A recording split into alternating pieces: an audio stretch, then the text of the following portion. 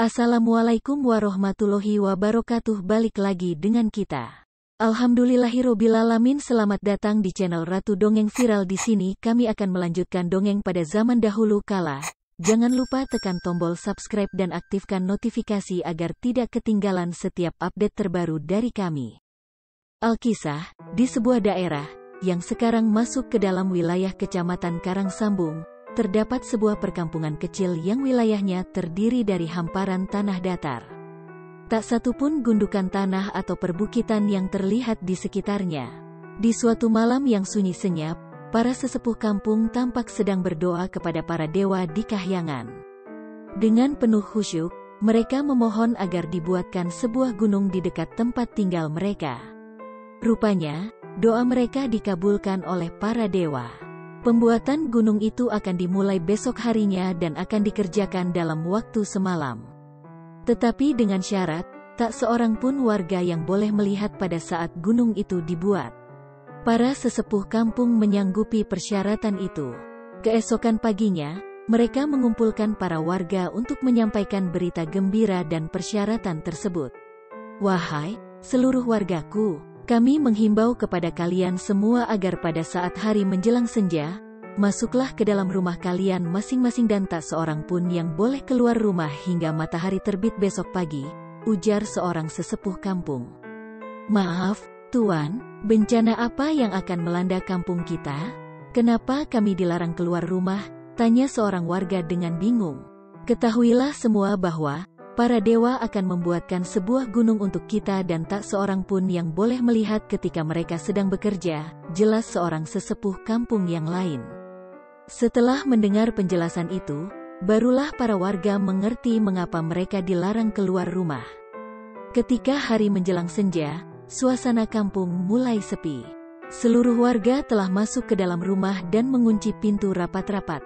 Tak berapa lama kemudian, para dewa pun turun dari kahyangan untuk mulai bekerja membangun sebuah gunung di daerah hulu kampung. Mula-mula mereka membangun tiang-tiang yang kokoh. Setelah separuh malam bekerja, para dewa telah selesai membangun tiang-tiang tersebut.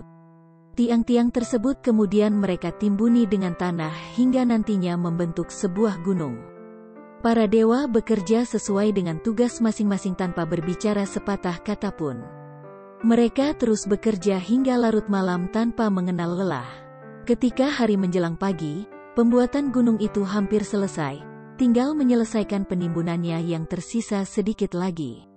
Pada saat para dewa masih sibuk bekerja, tiba-tiba dari arah kampung seorang gadis berjalan menuju ke Luk Ulo, sungai yang berada di sekitar tempat pembuatan gunung tersebut.